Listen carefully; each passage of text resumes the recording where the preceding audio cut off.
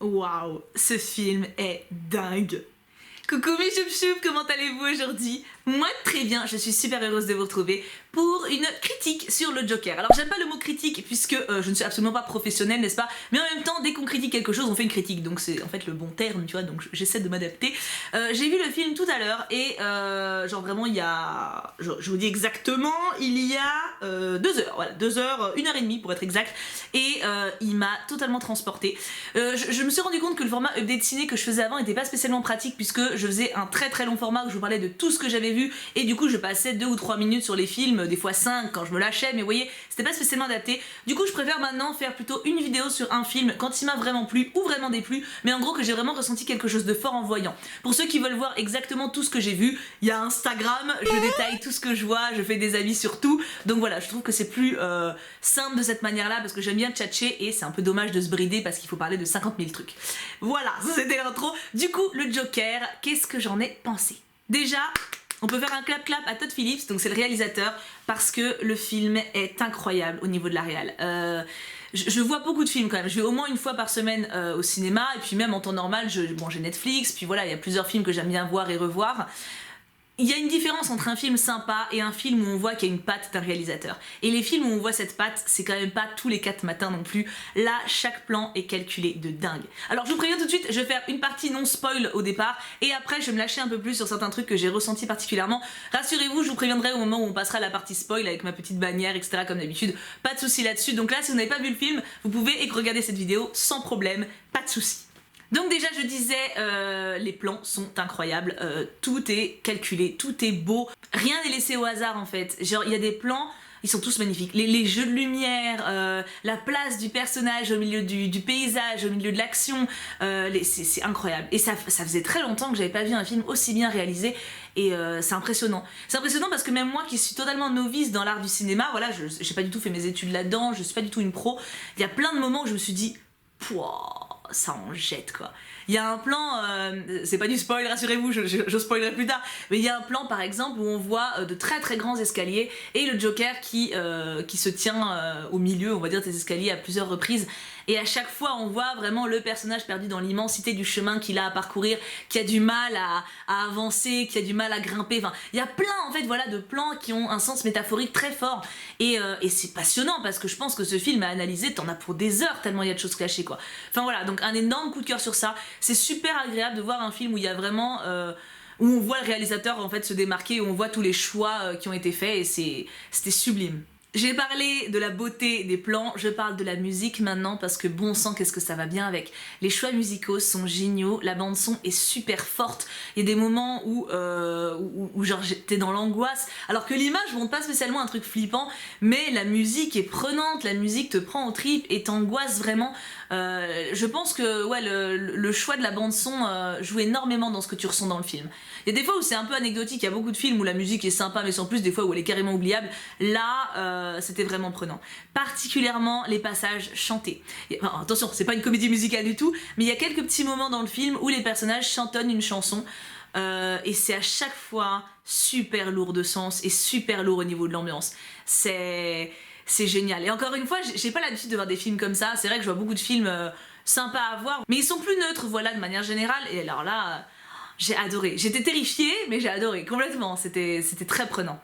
Les jeux d'acteurs sont très bons, particulièrement Joaquin Phoenix évidemment qui porte le film de manière magistrale. Il fait un Joker complètement fou. Alors je précise, déjà je l'ai confondu avec Robert Carlyle qui joue Rumpelstiltskin dans Once Upon a Time. Genre il y a eu des moments au début je me suis dit mais attends, mais c'est lui ou pas? Et en fait non, pas du tout, c'est pas lui, mais il y a un petit air, reconnaissez, il y a un petit air quand même en regardant bien. Et donc ouais, alors, je tiens à préciser que le personnage du Joker pour moi c'est une histoire d'amour et de haine à la fois, un peu comme Harley Quinn j'ai envie de dire. J'ai lu certains comics, j'ai vu les films. Mon Joker préféré personnellement c'est Jack Nicholson jusqu'à présent. C'est un personnage que j'adore détester en fait, je trouve qu'il a une psychologie incroyable.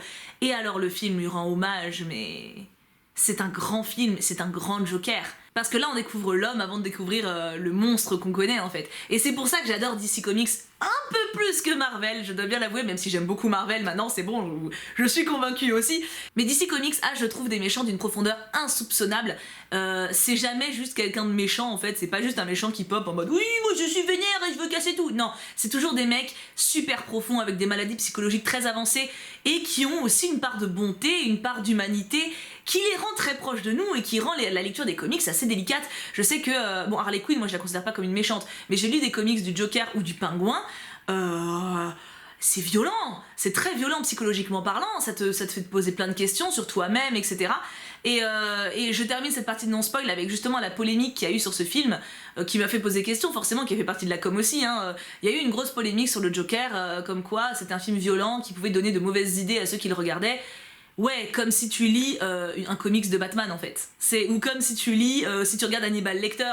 Enfin, je veux dire, oui, c'est un film sur un psychopathe, mais t'es supposé avoir du recul sur ce que tu vois. Donc évidemment que c'est un film qui met un méchant en position de héros, c'est le personnage principal, donc tu passes 2 heures avec un psychopathe.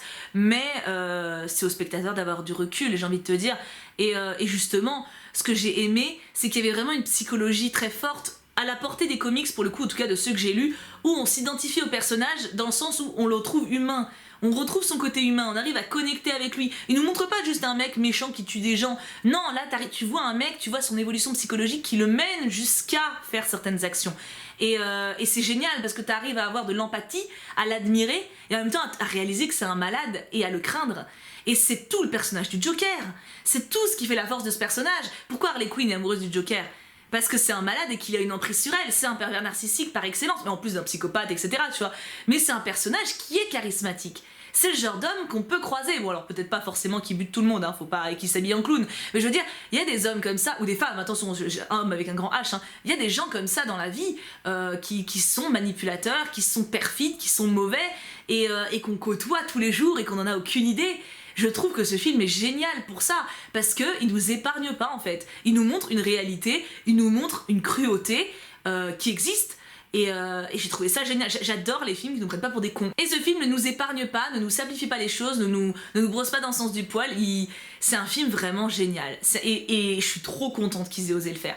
Alors il est pas du tout pour tout public, il est d'ailleurs interdit aux moins de 12 ans, donc ça veut dire ce que ça veut dire, pour qu'en France on interdise un film aux moins de 12 ans, c'est que quand même ça y va, et effectivement ça y va. Alors voilà, t'as des scènes très violentes, t'as des scènes très très fortes psychologiquement parlant, ça ne t'épargne pas, voilà, c'est un film qui t'épargne pas, mais qu'est-ce qu'il est beau, qu'est-ce qu'il est grand, et je pense que même ceux qui n'aiment pas le personnage du Joker ou qui s'en battent les reins peuvent y trouver leur compte, parce que je vous dis, je trouve que c'est vraiment très très bien réalisé.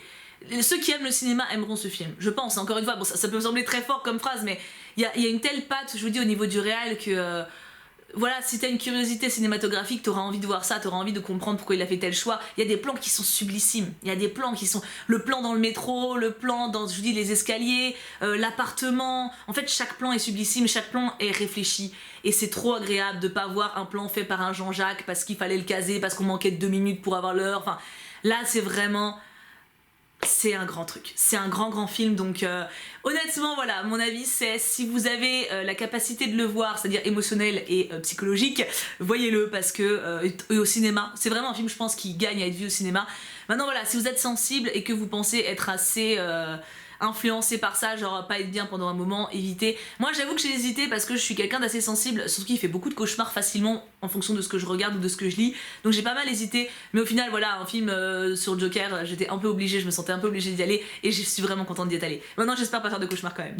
Du coup, pour ceux qui n'ont pas vu le film, on se laisse là, on se retrouve très vite, et pour ceux qui l'ont vu, je vous invite avec moi dans la partie spoilée. Je dirais pas grand chose, mais il y a des petits trucs quand même que je tiens à souligner.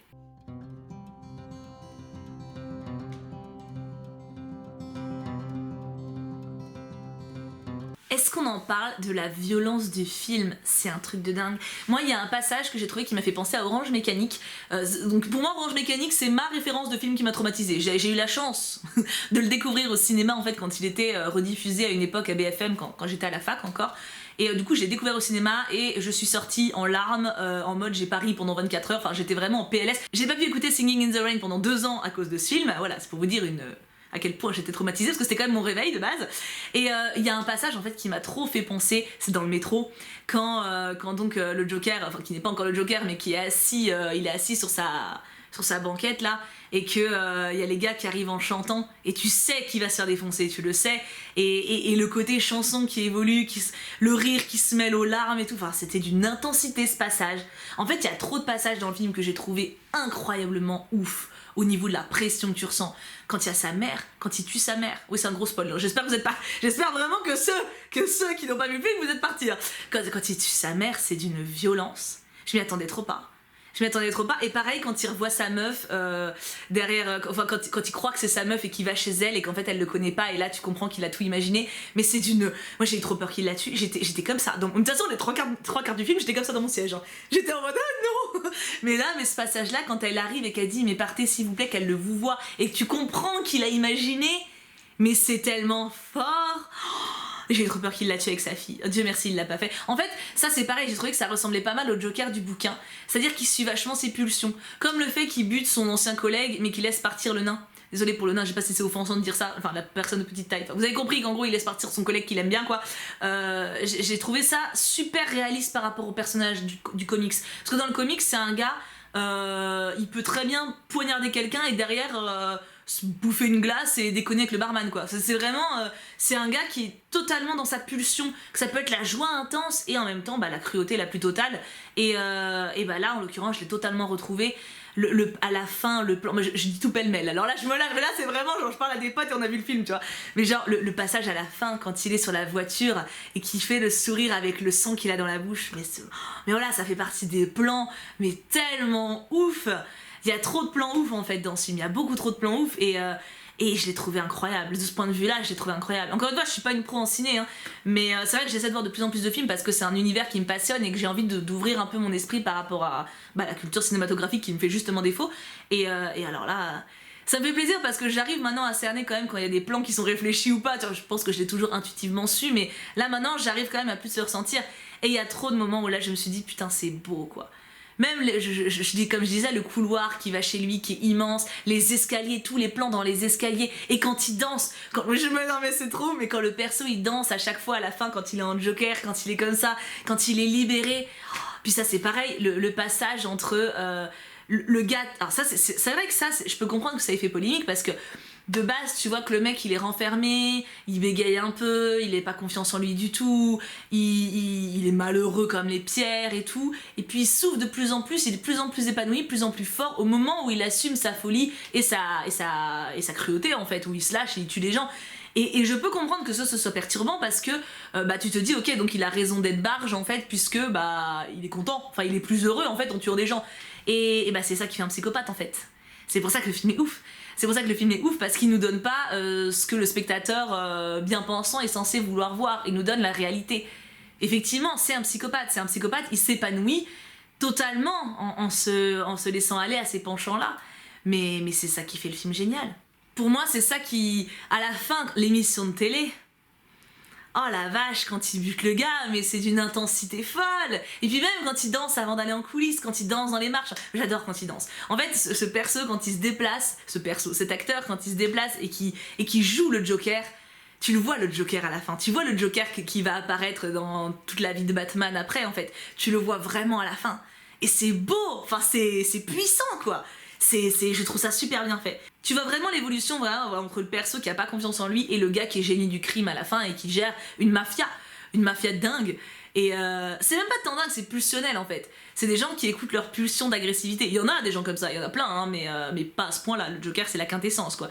Et ça, total respect quoi. Total respect et merci d'avoir fait un film qui rend justice au méchant qu'il est. Parce que ça m'aurait fait schmutz d'avoir la même chose que Maléfique quoi. Maléfique super qui est censé... Bon, je prends un parallèle avec Disney, c'est pas forcément pertinent, mais Disney à la base, Maléfique c'est la reine du mal dans La Belle au Bois dormant, c'est une des méchantes les plus badass et les plus classes. Ils nous ont fait une maman dans le remake. S'il te plaît, fais-nous une vraie méchante, y a pas besoin de justification forcément, tu vois. Là, Joker, ils ont mis les justifications, mais ils ont pas épargné le personnage. Et j'ai trouvé ça génial. Je suis trop contente qu'ils aient fait ça. Je suis trop contente, je suis traumatisée, mais je suis trop contente. Ils ont réussi à vraiment respecter l'univers de Batman, je trouve, et moi, ce qui fait que j'adore cette licence, en fait.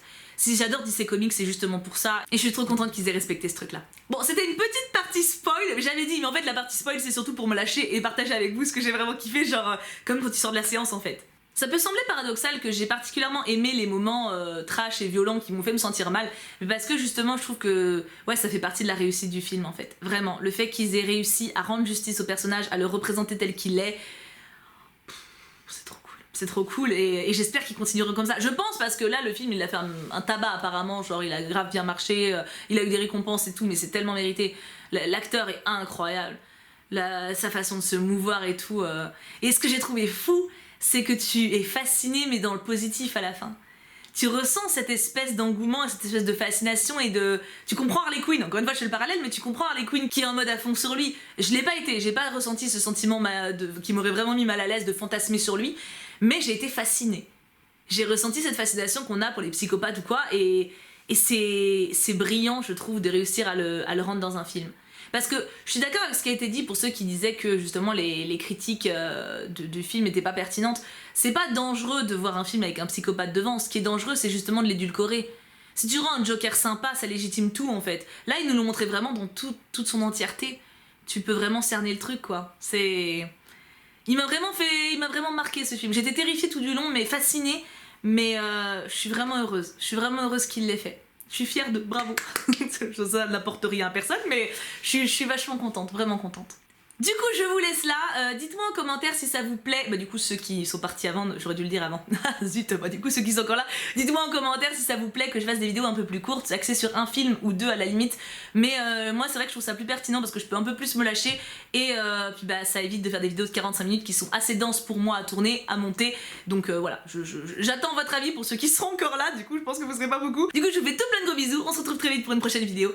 Et bien sûr, en attendant, on n'oublie pas... Puka puka puka.